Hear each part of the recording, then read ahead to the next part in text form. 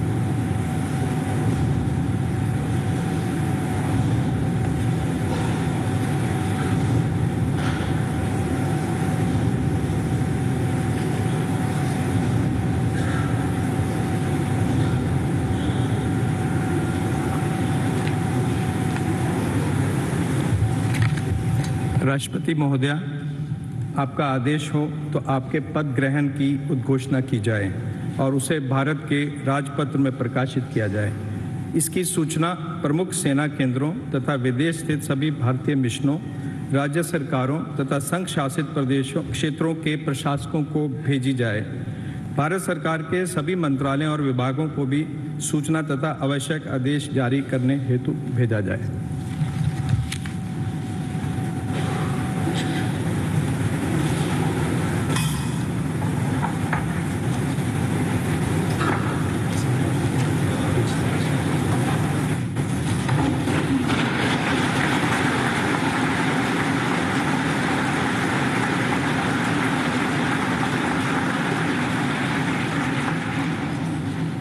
श्री रामनाथ कोविंद जी,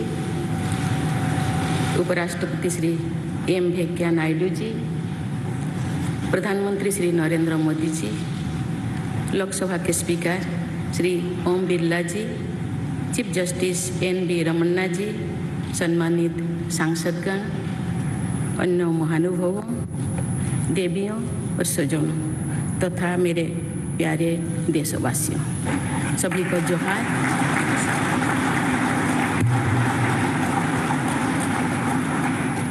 भारत के सर्वोच्च संवैधानिक पद पर निर्वाचित करने के लिए मैं सभी सांसदों और सभी विधानसभा सदस्यों का हार्दिक आभार व्यक्त करती हूँ. आपका मत देश के करोड़ों नागरिकों के विश्वास की अभिव्यक्ति है. मैं भारत के समस्त नागरिकों की आशा, आकांक्षा और अधिकारों की प्रतीक इस पवित्र संसद से सभी देशवासियों का पूरी विनम्रता से अभिनंदन करता हूँ.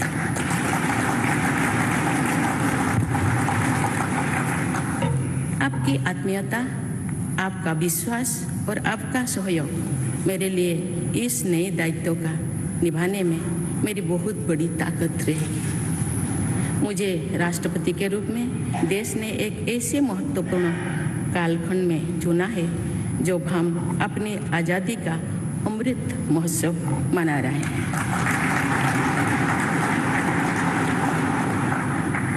आज से कुछ दिन बाद ही देश अपनी स्वाधीनता के 75 वर्ष पूरी करेगा. ये भी एक संयोग है कि जब देश अपनी आज़ादी के 50वें वर्ष का पर्व मना रहा था तभी मेरे राजनीतिक जीवन की शुरुआत हुई थी. और आज आज़ादी के 75वें वर्ष में मुझे ये नया दायित्व मिला है. इस ऐतिहासिक समय में जब भारत अगले 25 वर्षों के विजन को हासिल करने के लिए पूरी ऊर्जा से जुटा हुआ है, मुझे ये जिम्मेदारी मिलना मेरा बहुत बड़ा सौभाग्य है। मैं देश की ऐसी पहली राष्ट्रपति भी हूँ जिसका जन्म आज़ाद भारत में हुआ है।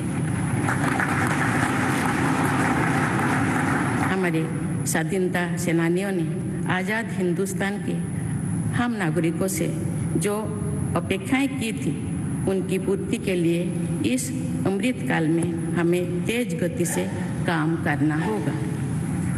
इन 25 वर्षों में अमृत काल की सिद्धि का रास्ता 2 पटरी पर आगे बढ़ेगा, सबका प्रयास और सबका कर्तव्य।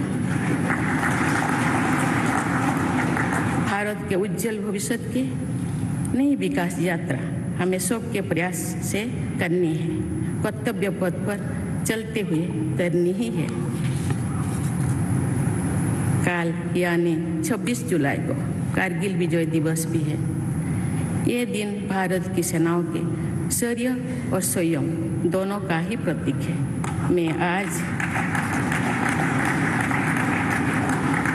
मैं आज देश की सेनाओं को तथा देश के समस्त नागरिकों को कारगिल विजय दिवस की अग्रिम शुभकामनाएं देती हूँ। देवियों और स्वजनों, मैंने अपनी जीवन यात्रा पूर्वी भारत में ओडिशा के एक छोटे से आदिवासी गांव से शुरू की थी। मैं जिस पृष्ठभूमि से आती हूँ वहाँ मेरे लिए प्रारंभिक शिक्षा प्राप्त करना भी एक स्वप्न जैसा ही था, लेकिन अनेक बाधाओं के बावजूद मेरा संकल्प दृढ़ रहा और मैं कॉलेज जाने वाली अपने गांव की पहली बेटी थी।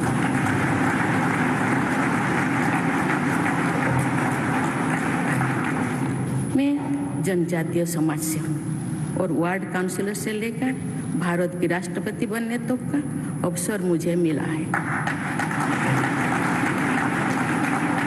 ये लोकतंत्र की जननी भारतवर्ष की महानता है। ये हमारे लोकतंत्र की ही शक्ति है कि उसमें एक गरीब घर के पैदा होने बेटी, दूर सुदूर आदिवासी क्षेत्र में पैदा हुई बेटी भारत के सर्वोच्च संवैधानिक पद तक पहुंच सकती है। राष्ट्रपति के पद पहुंचना मेरी व्यक्तिगत उपलब्धि नहीं है, ये भारत की प्रत्येक गरीब की उपलब्धि है। मेरा निर्वाचन इस बात का सबूत है कि भारत में गरीब सपने भी देख सकता है और उन्हें पूरा भी कर सकता है।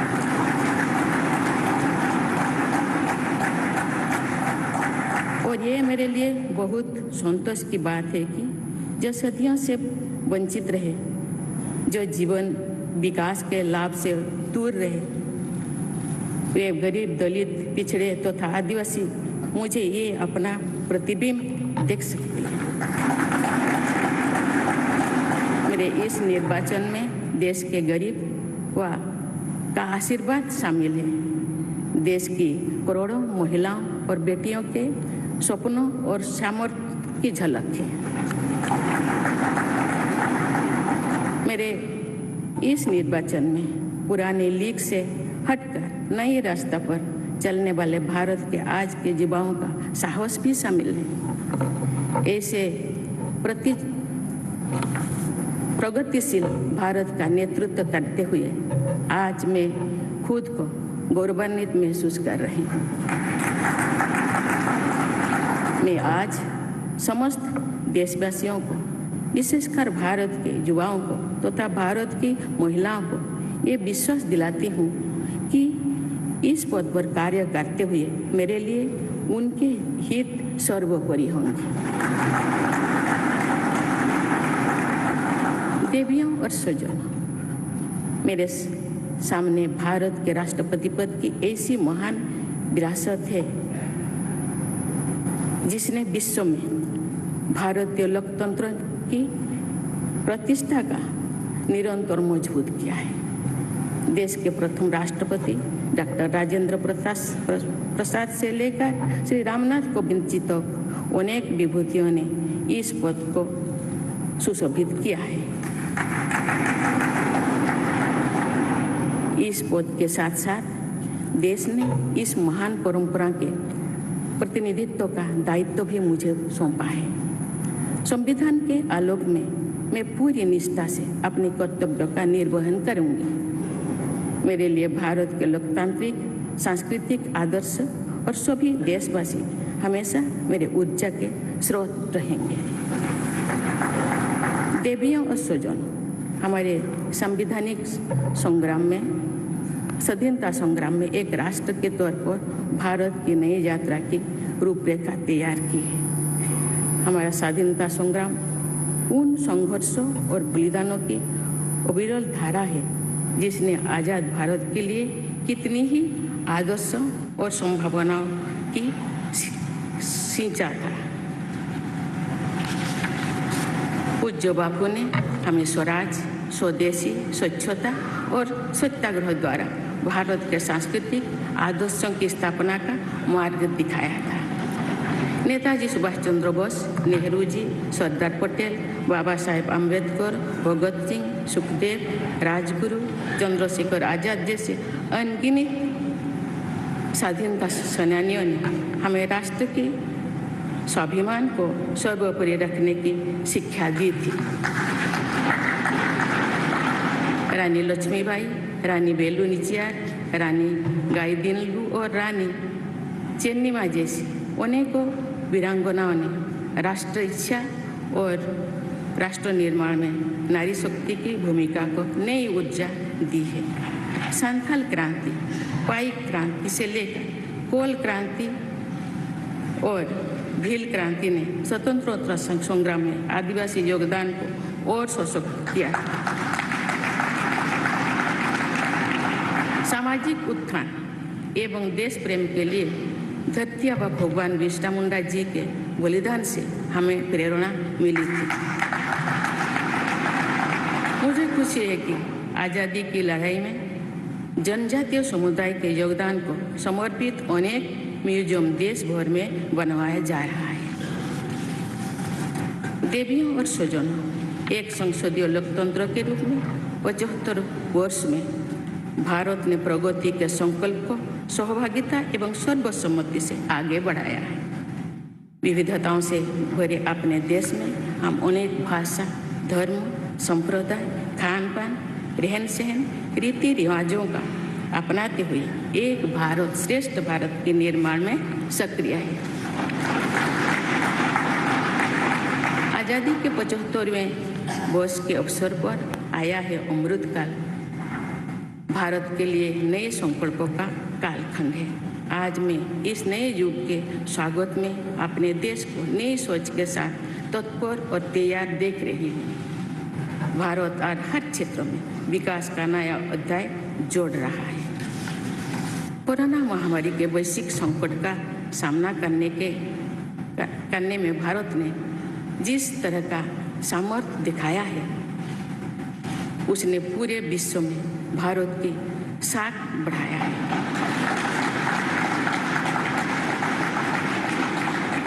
हम हिंदुस्तानियों ने अपने प्रयासों से न सिर्फ इस वैश्विक चुनौती का सामना किया, बल्कि दुनिया के सामने नई मापदंड भी स्थापित की। कुछ दिन पहले भारत ने कोरोना वैक्सीन की 200 करोड़ डोज लगाने का कीर्तिमान बनाया। इस पूरी लड़ाई में भारत के लोगों ने जिस संयम, साहस और सहयोग का परिचय दिया, वो एक समाज के रूप में हमारी बढ़ती हुई शक्ति और संवेदनशीलता का प्रतीक है। भारत ने इन मुश्किल हालात में न केवल खुद को संभाला, बल्कि दुनिया की मदद भी की। कोरोना महामारी से बने माहौल में आज दुनिया भारत को नए विश्वास से देख रही है। दुनिया की आर्थिक स्थिरता के लिए, सप्लाई चेन की सुगमता के लिए और वैश्विक शांति के लिए दुनिया को भारत से बहुत उम्मीदें हैं। आगामी महीनों में भारत अपनी अध्यक्षता में G20 ग्रुप की मेजबानी भी करने जा रही है। इसमें दुनिया के 20 बड़े देश भारत की अध्यक्षता में वैश्विक विषयों पर मंथन करेंगे। मुझे विश्वास है भारत में होने वाले इस मंथन से जो निष्कर्ष और नीतियां निर्धारित होंगे उनसे आने वाले दशकों की दिशा तय होगी। देवियों और स्वजनों, दशकों पहले मुझे रायरंगपुर में श्री अरबिंदो इंटीग्रल स्कूल में शिक्षक के रूप में कार्य करने का अवसर मिला था। कुछ ही दिनों के बाद श्री अरबिंदो जी की 150वीं जन्म जयंती मनाई जाएगी। शिक्षा के बारे में श्री अरबिंदो के विचारों ने मुझे निरंतर प्रेरित किया है। जन प्रतिनिधि के रूप में विभिन्न पदों पर कार्य करते हुए और फिर राज्यपाल के रूप में भी मेरा शिक्षण संस्थानों के साथ सक्रिय जुड़ाव रहा है। मैंने देश के युवाओं के उत्साह और आत्मबल को करीब से देखा है। हम सभी के श्रद्धेय अटल जी कहा करते थे कि देश के युवा जब आगे बढ़ते हैं तो वे सिर्फ अपने ही भाग्य नहीं बनाते बल्कि देश का भी भाग्य बनाते हैं।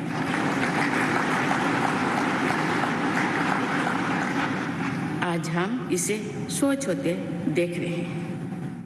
वोकल फॉर लोकल से लेकर डिजिटल इंडिया तक हर क्षेत्र में आगे बढ़ रहा आज का भारत विश्व के साथ कदम से कदम मिलाकर औद्योगिक क्रांति 4.0 के लिए पूरी तरह भारत तैयार है।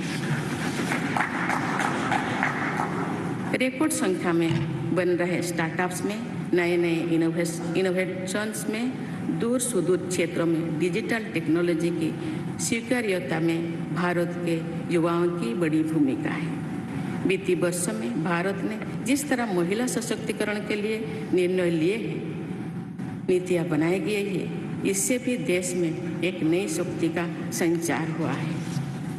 मैं चाहती हूँ कि हमारी सभी बहनें व बेटियाँ अधिक से अधिक सशक्त हो तथा वे देश के हर क्षेत्र में अपना योगदान बढ़ाती रहें।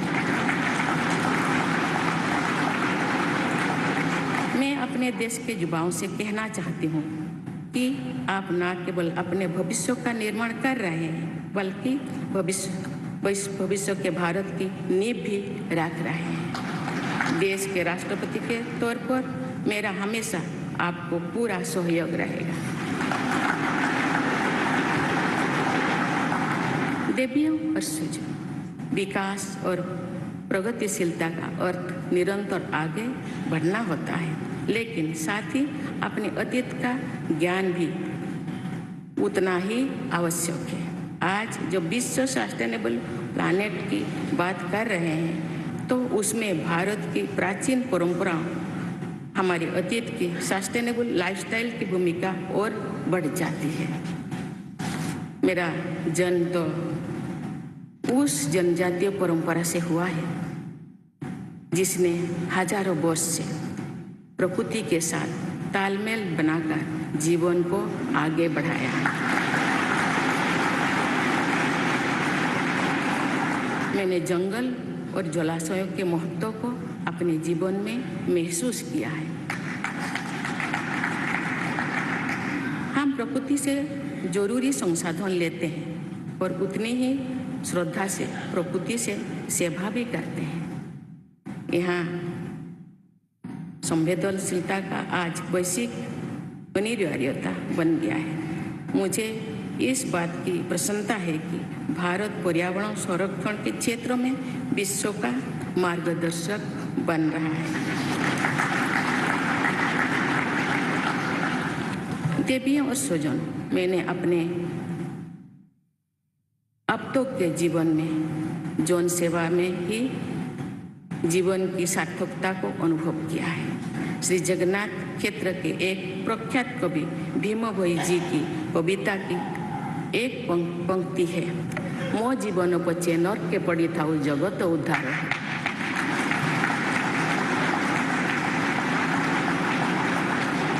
अर्थात अपने जीवन के हित और हित से बड़ा जगत कल्याण के लिए कार्य करना होता है। जगत कल्याण की इसी भावना के साथ मैं आप सब के विश्वास पर खरा उतरने के लिए पूरी निष्ठा व लगन से काम करने के लिए सदैव तत्पर रहूँगी।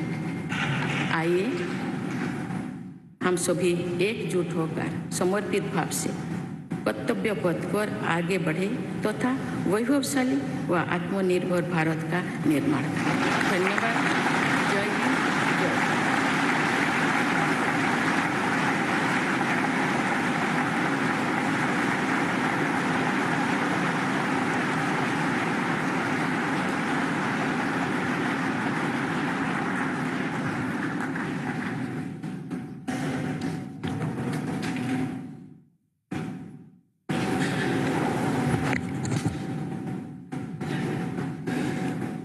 Honorable President, Srimati Draupadi Murmu ji, respected Sri Ramnath Kovind ji, Prime Minister Sri Narendra Bhai Modi ji, Speaker of Lok Sabha Sri Om Birla ji, Chief Justice of India Sri N.V. Ramana ji, respected parliamentarians, other dignitaries, brothers and sisters, and my dear fellow citizens, Namaskar.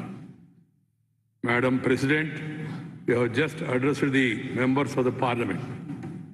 I wish to read a few paragraphs from the English version of the address, and the rest may be considered as read in view of the time constraint.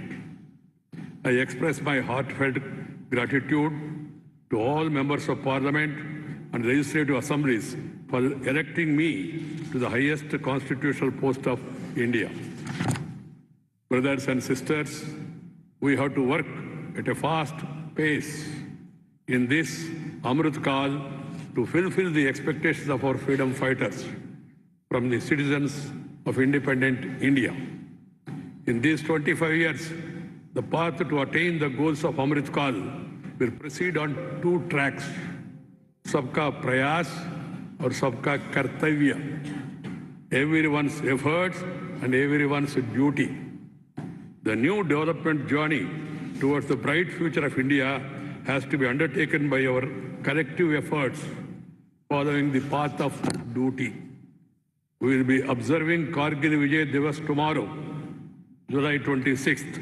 This day is a symbol of both the bravery and the restraint of the Indian armed forces. Today, I extend my best wishes in advance to the armed forces of the country and to all the citizens of India. Brothers and sisters, growth and progress mean continuously marching ahead. But equally important is awareness about one's past. Today, when the world is talking about sustainable planet, the role of India's ancient traditions and sustainable lifestyle becomes more important. I was born in the tribal tradition which has lived in harmony with the nature for thousands of years. I have realized the importance of forests and water bodies in my life. We take necessary resources from nature and serve nature with equal reverence. This sensitivity has become a global imperative today. I'm happy that India is guiding the world in the field of environmental protection. Brothers and sisters, in my life so far, I have realized the meaning of life only through public service. There is a line from the poem of Bhim Bhoi Ji, a famous poet of Sri Jagannath Kshetra. Mo jivana bacche, narke paditav, jagata uddar hev. That is, working for the welfare of the world is far greater than one's own interest. With the spirit of welfare of the world, it always be ready to work. All of us, with full devotion and dedication, to live up to the trust you all have reposed in me. Let us all unite and move forward on the path of duty with a dedicated spirit to build a glorious and self-reliant India. Thank you. Jai Hind. ताज्या घडामोडी पाहण्यासाठी राजमुद्रा news लाईव्हला subscribe करा, bell icon press करा.